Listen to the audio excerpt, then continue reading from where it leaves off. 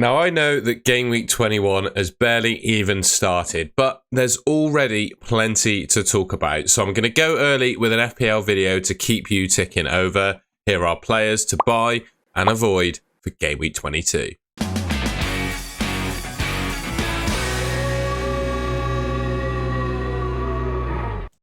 Now, the first player I wanted to talk about is Doty of Luton. He is, according to DraftHound, the top defender for expected points over the next 3 game weeks. And the average positions that he's been taking up for Luton, especially the one against Burnley just gone, well, he looks like a left winger, basically. And I'd also say he looks to be probably Luton's best and most important player from an attacking perspective.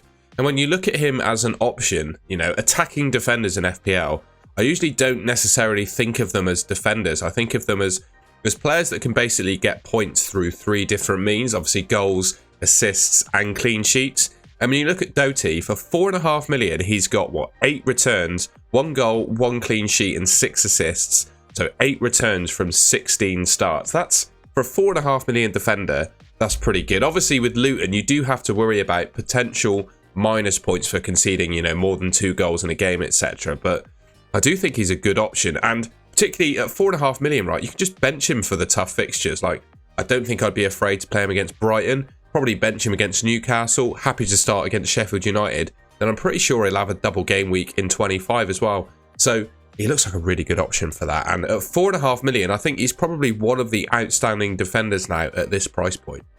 Now, the next player I wanted to talk about is Cole Palmer. I think, regardless of his price, right, he is one of the best players in the game at the moment. It just so happens that he's 5.6 million, particularly without Haaland, Salah and Son in the game. I think he's a genuine captaincy option most weeks. I mean, Game Week 22 probably wouldn't captain him against Liverpool, but Wolves and Crystal Palace, if Salah, Son and Haaland aren't fit for those, I mean, he's a genuine option. Obviously, he returned for the day that a lot of people would have captained in Game Week 21. He's obviously the penalty taker for Chelsea, scored 5 of them now, but I still think he's an excellent option. And when you look at his, expected returns per 90, 0.83, that's one of the best players literally in the Premier League. I think only Haaland has better expected, and Salah, of course, have better expected returns per 90. He's 5.6 million. I just think, if you don't have Cole Palmer already, what are you doing? And I just wanted to emphasise how good of an option I think he is. And obviously, he scored 5 penalties, right? But he's, of course, showed some real danger from open play. He's got 4 goals from open play, 5 assists in 13 starts. I mean, he's an incredible. I just can't believe how good he's been for Chelsea. Didn't even get into the team for Man City. Yeah, unbelievable player and an unbelievable price point. Now, we have to talk, of course, about Kevin De Bruyne. He played, 21 minutes against Newcastle, got 2 attacking returns and 1 Man City the game. He's got favourable fixtures coming up and a double game week in 25. He's going to be, we all know how crucial he's going to be for Man City, particularly in their run-in for the title. I do feel like we all say Man City hit their sort of title running form at the back end of the season, and I feel like they're well and truly in that. And obviously, Kevin De Bruyne is going to be really important to that. At 10% ownership where he sits currently, I think that makes him obviously a really nice differential. And I know he's only made 1 start and played 21 minutes in another game. I think the start he made, he played, another 20 minutes and then got injured. Yeah, 1.26 expected returns per 90 is the best in the whole of the Premier League. Obviously, that's such a short sample size of 40 minutes, right? But showing how dangerous he's been in those minutes, I think just shows how good of an option he is. 10.3 million is quite expensive, but when you consider, all of the other expensive assets in FPL at the moment are either injured or on international duty, he could well be a really good transfer in. And I'd say we've got inconclusive news about Erling Haaland at the moment, when exactly he's going to be back.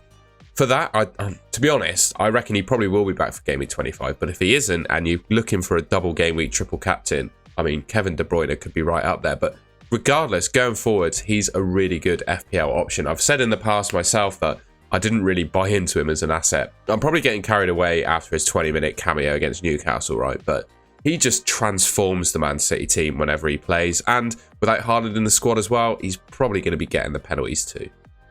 Now, if you've been following me for a while, you would know that I'm not the biggest fan of Man City defenders, primarily because Man City, they do just tend to concede the odd goal pretty much every game. And you can never really you know, nail down a defender that's going to start every game. Ruben Diaz in previous seasons, potentially, but even this season we've seen him dropped. However, Kyle Walker has started every single Premier League game for Man City this season, and he seems to be looking a bit better going forward than he has been in previous seasons as well. He's definitely making more goal contributions. You know, 2 assists so far this season. Not groundbreaking by any stretch of the imagination, but he does look to have been more attacking than previous seasons. And I just think as a whole, with the double game week coming up, Burnley, Brentford, Everton as their next 3, and then Bournemouth after the double, I mean, there's got to be some good amount of clean sheets for Man City in that run. And I think the only Man City defender, in my opinion, you can probably pick is Kyle Walker. And for that reason, I think he's probably a good option to be looking at, particularly as at the moment in the game, there's a real shortage of good defenders.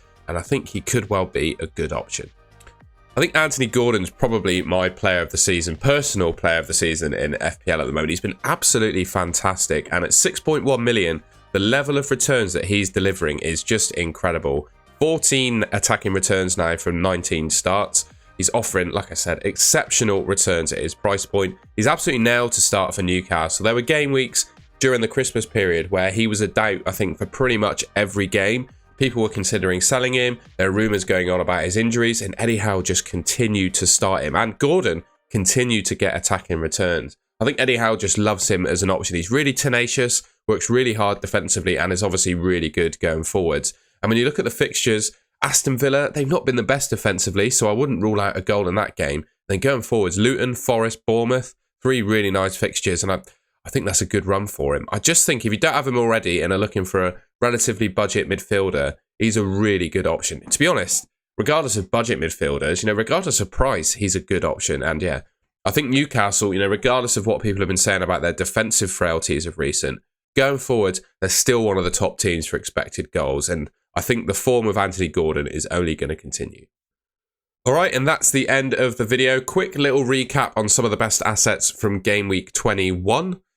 So yeah, looking ahead to Game Week 22, I thought that would be useful. And of course, just to keep you ticking over with FPL content, we've got a long and drawn out Game Week 21, and it could be a little bit boring without people making FPL videos. So I thought I'd scratch the itch. All right, if you enjoyed the video, please let me know by leaving a like rating. Let me know in the comments as well what you think of some of these players, if there are any ones that I missed that could potentially be avoided. I didn't actually include any players to avoid in this video because I couldn't really think of any genuine ones. And yeah, subscribe to the Golden Goal channel, which should be just there, to see more videos from me. And I'll catch you in my next one.